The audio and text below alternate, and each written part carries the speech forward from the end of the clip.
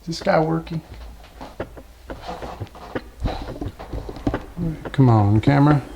Do your thing. Hey everyone, hope you're all doing well during these difficult times, staying at home, safe and healthy with your families. Today I have a different type of video for you guys. I'm not working on a car per se, but a virtual car. I have a lot of equipment here for a racing simulator that I'll be setting up in my room. We're in my room right now. I got all the parts laid out and I'm going to go over a basic setup and first impressions to show you guys if doing something like this is really worth your time. I'm really into the track scene. I do build my cars and track them, so I thought this would be a good exercise in practice and having some fun, especially during this quarantine time where we can't really leave the house. So, going through the first product, we have the APC ITR general purpose race seat. This is a seat that's designed for cars, actual cars. Thankfully, the racing cockpit that ties everything together can accommodate real car seats. This seat isn't necessarily something that I would use in my real car, just because in racing you want safety to be your #1 priority, and I'm not sure I trust a reclining $100 or so bucket seat with my life. So yeah, take that for what it's worth. I'm using it for a racing simulator and I think it's the proper seat for the job, especially given the price, and hoping the quality also matches up to the images that they have on their website. This is sold by both Pep Boys and Pep Boys' eBay site. I'll have a link to all of these parts in the description box below, just in case you want to compare prices or pick them up yourself.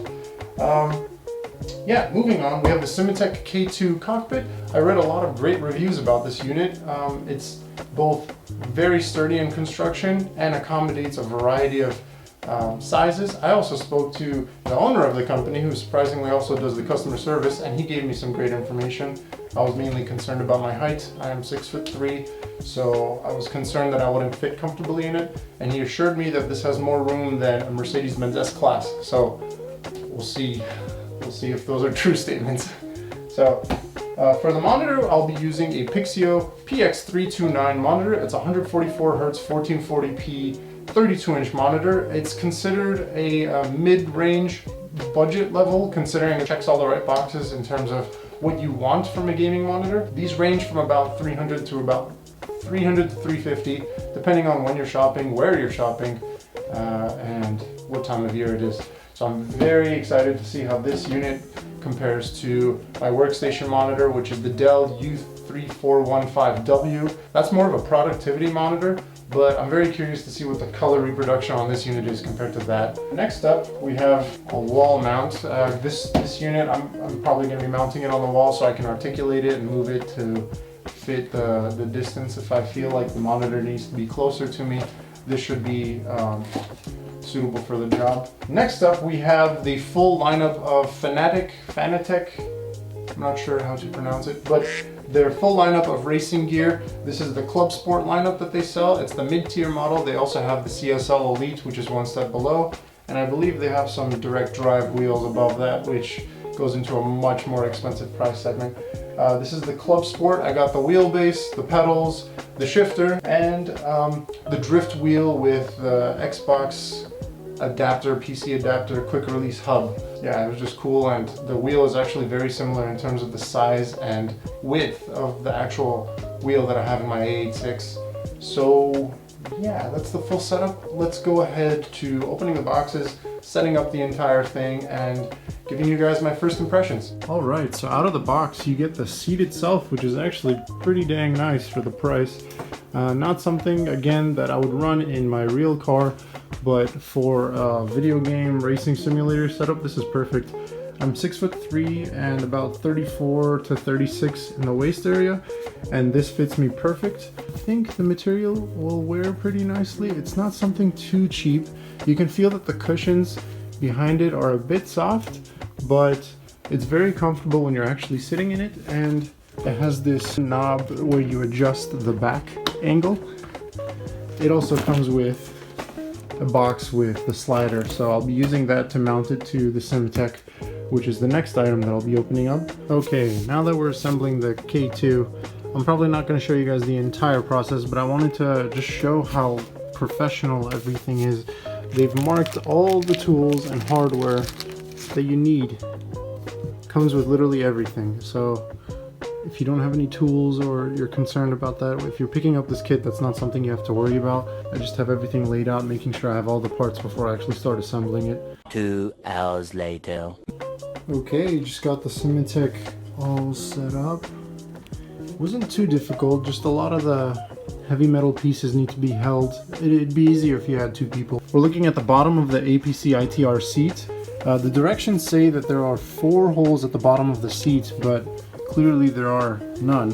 One thing I found out, just in case you encounter the same issue, the holes are under the fabric, so you'll have to cut them yourself. Just cut into it, and I'll show you guys what the cuts look like afterwards with the bracket, because you need to install the sliders onto this, and then the slider will mount to the bottom of the K2. And there you have it. See, these are the bolt holes. You just lightly cut the fabric and pull it off to the side, and it reveals it. So the next step is to put these on and mount the sliders to it. With this being a cheaper seat, I honestly expected some difficulty with fitment and things like that. One thing, which is the last part that I installed, is this handlebar. The design for this, usually things like the Buddy Club sliding rails that you can get for real cars, they usually slide this piece over a metal shaft that's over here. The way that APC decided to do this is they have 2 metal pieces that extend out. One right here, one right there. And the handlebar actually has 2 holes to accommodate those 2 metal pieces. The difficulty with this is that you need to squeeze this handle inwards from both sides and fit it into those slots. Maybe get another person to help you with this install, because especially with this being sprung back and you know, popping out, you can really hurt yourself on these metal pieces right here, especially since they're all sharp. Okay, so I just got the seat installed on the K2, and I haven't even used the simulator yet, and I can already tell you that it's very close to a real life car. The reason why I say that is because mounting a seat to this bracket right here, at least with the APC seat, was a royal pain. And I've had a lot of experience installing race seats with custom brackets into my relatively narrow cars, my relatively narrow track cars, and this is a very similar experience. I've broken into a sweat just installing this thing. After it's done though, it's very stable. I think the seat very well suits the chassis, not just in terms of the looks, but the feel as well. You feel like you're sitting in a nice bucket seat. The sides are nicely bolstered, and for the price, I have 0 complaints with this so far. We'll see how it wears over time. The material does seem okay. I mean, we had a Chevy Cruze as a family car before, and it had this sport mesh material. Very similar material. So I don't know how that's gonna wear over time, but even the color scheme matches. It's got red stitching, and it matches the red paint accents on the Simetik. So I think this was a good buy. I'm really happy with it. All right, guys, I've gotten everything mounted up to the Simetik right now. We have the APC ITR seat, the Clubsport V2 wheelbase with the Clubsport drift wheel. Very nice leather and similar size and feel to my actual wheel in the 8.6, so that's nice. We have the SQ-V 1.5 shifter from Fanatec as well. It's a 7-speed as well as sequential. You use this little switch right here. So I'll primarily be using it in the manual transmission mode. Next up we have the Fanatec V3 pedal set. These are incredible looking, and the amount of quality that this thing exudes just makes me want to get these types of pedal covers for my actual track car. It's like solid metal, everything feels just heavy and weighted, and also we've got the load cells as well. And the cool thing is the clutch pedal right here has an articulating movement that really simulates how an actual clutch feels, so that's amazing. The brake pedal feels very realistic, and everything is adjustable. I can adjust the tightness here. The gas pedal is also very realistic. I can tighten that if I want to as well. I have the screen sitting on my table. I was going to mount this guy on the wall, but the height that it's at sitting on the table is pretty much perfect. For my height, I'm really happy with how it fit. The adjustable slider that I put, I can move the seat back and forth. Slider works really well on this unit. Position of the wheel is nice and close. Ideally, when you're racing or building a track focused car, you don't want your elbow to be straight out and far away from the thing. Ideally, you'd want your wrist, when your arm is fully extended, to be on the top of the wheel like this, which means when you're grabbing at the 9 and 3 position, you have a slight bend, almost a 90-degree angle, but not quite. Yeah, almost. The distance between the wheel and the shifter is perfect. It's almost exactly like how it is in my 8.6, where I can just drop straight off the wheel, grab the shifter, shift, grab the wheel again. The shift mount right here, this was an extra unit. This doesn't come with the Simetik by itself. You have to add this as an add-on. This little mount right here is in the perfect position for the wheel. Look at that. It just extends right there. So I hooked up my old Alienware laptop. I'm not sure if I'm going to be using this computer for the sim rig, but it's what I have available right now. And yeah, Windows 10 never fails to disappoint. Okay guys, now that I've gotten everything set up, we've got the TV hooked up to my laptop. I don't think this laptop is powerful enough to push 144 frames per second onto the screen. So that's gonna have to wait until I can get a more powerful rig hooked up to this entire setup. But for now, the colors on the screen look pretty good. I know that if I were to record it and show you guys, I don't think you guys would be able to see a good representation of what the screen actually looks like in person, but the colors look okay. Honestly, for the price, it's decent. I think you're gonna have to calibrate the monitor. I haven't calibrated this. This is straight out of the box. It's very doable and it's not horrible, but I can definitely tell that the colors aren't rich enough, and you would definitely want to calibrate it a bit to get it to your liking. Now I'm gonna fire up Assetto Corsa and let's do some quick runs. I've already done some calibration on the wheel itself. The only thing that was kind of awkward was, since this has the Xbox hub, it'll boot up into Xbox mode. So the computer wasn't recognizing any of it. You tap 2 of the buttons and it switches it over. I haven't actually turned the wheel on, so you guys can see the cool wheel dance. The wheel will do this really cool dance when you first turn it on. And then it should center when it's done. There you go. Now as that loads up, I just want to talk about, I guess, the quality of everything. The Clubsport wheel actually has real leather, so it feels like the Nardi wheel that I have in the 8.6. Everything feels nice and sturdy.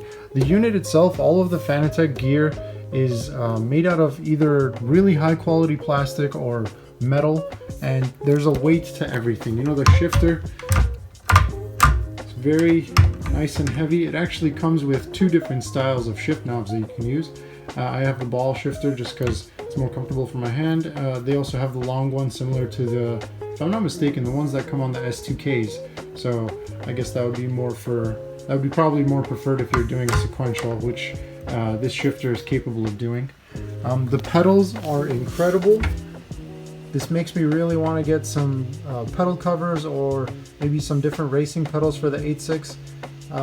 That's just me being a bit bougie though, because they work fine. So the Simetik with the shifter extension and shipping should come to about $500 if you live in the US. It does ship from Portugal, so shipping is expensive. That's something to take into account because the starting price does look very low. Now, do I think it's a good deal? I think it's a great deal because you get a lot of adjustability with the unit. I'm a really tall guy and I could see this being moved forward and shifted down because all of these things tilt and move up and down and tighten. So you can get it to work for pretty much any size. I'm sure a small child that's maybe 4 feet tall would work. There's a lot of adjustment there, and the seat does move back more. So someone taller than me can fit very comfortably. The seat, A+ for me. For just under 150 bucks, you can't go wrong. Brand new. The material I don't think is going to be wearing. I was concerned about that at first because it is this like sport mesh material, kind of like basketball shorts, but I think it's pretty durable considering the price point. I think that's about it. The only complaint that is me being nitpicky, or maybe I just don't understand the tech as well as I thought, because this is my first gear, is the pedals. I went into this thinking that the V3 pedals from Fanatec would have a lot more rumble, and the rumble is very slight. It's very possible that I just need to make some adjustments to the settings in the game, because this definitely is not a plug-and-play rig. This is something for people not like me who are getting into it for the first time. This is for the seasoned veteran, I guess, for sim racing, because there are a lot of features that you can adjust and set exactly to your liking. Everything from force feedback to rumble to all of that stuff is adjustable. Now, before I made my complaint about the rumble on the pedals, I did make that adjustment and I didn't feel any difference. I tested it using the Fanatec properties menu that you install with the drivers for the PC, and I could feel the rumble just a bit, but it's not as realistic as I'd hoped. Outside of that, everything feels very sturdy and the quality is there. For the price, is it worth it? It's going to depend on where you're coming at this from. If you're somebody that thinks that sim racing is really something you want to take more seriously, you want to play iRacing online and things like that, absolutely. You can probably build the same set if you're buying it brand new from between $2,000 to $3,000, and that does sound like a lot, but you're getting a full setup. Considering some people spend that much just for a wheelbase, I think it's a good buy. Now, if you're getting into this for the first time, I think that something like a Logitech, maybe a G29 or something in that price segment, maybe even a Thrustmaster, the T300 is also kind of up there. Those are very good starter sets, and probably I should have picked one of those up first. I'm one of those guys that tries to get something that's expensive and higher quality up front, and then I grow into it. Whereas most people, they'll buy something a bit cheaper and then grow out of that, and then buy the other one and buy the other one. But yeah, we'll see how this goes. I'm gonna play around with this for a bit. I'm kind of underwhelmed in terms of how realistic the game is with the rig itself. The feedback in the wheel and the pedals and the shifting just doesn't feel as realistic as I'd hoped.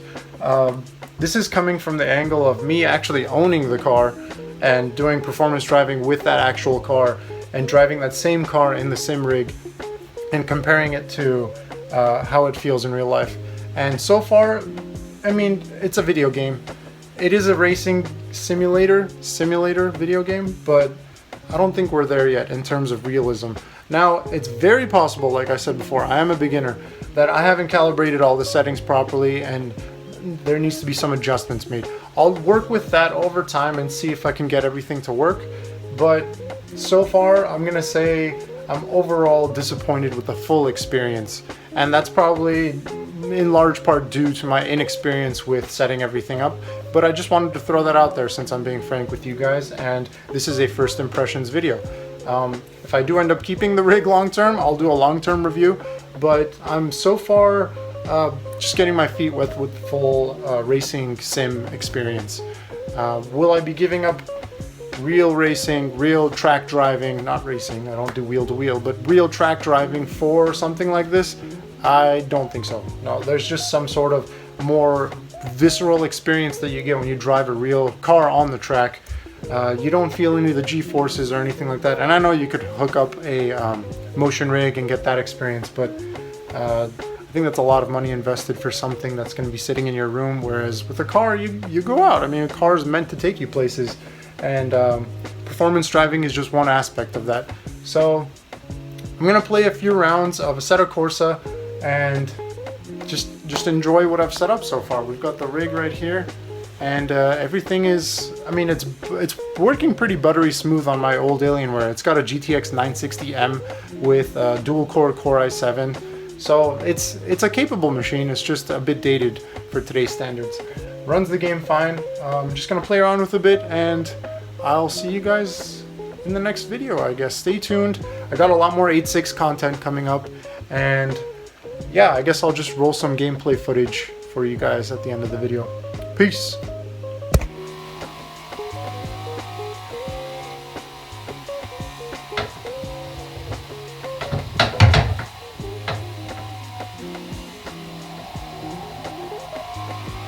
Oh, this is so bad.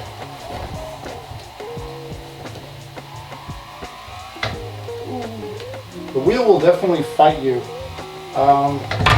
Whether or not it's realistic is one thing. I don't think my car's ever done that to me where I had to correct it so much, but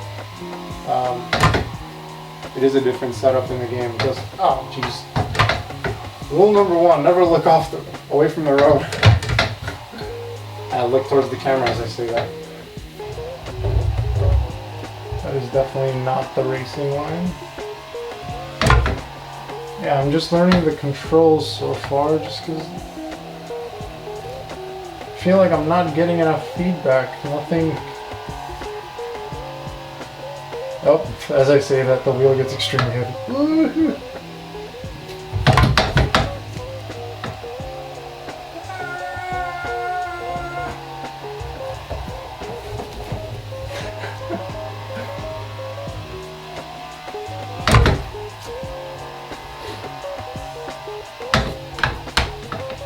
I'm also not familiar with this track. I wish they had Willow Springs here. They actually might. There might be a download for it. I didn't even check. Ooh, this is a squirrely car. Come on, nail the corkscrew. Oh, horrible. What are you doing?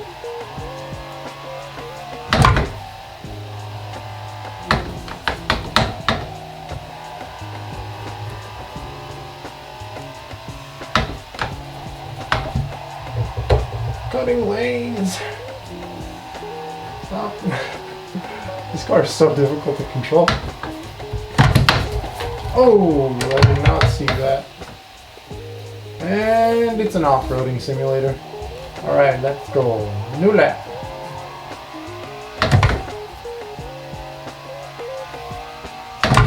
This car is really squirrely. Once it gets up to speed, it just loses control.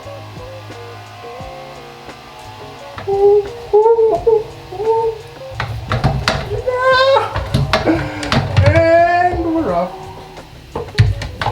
Reverse. Always remember to look over your skids.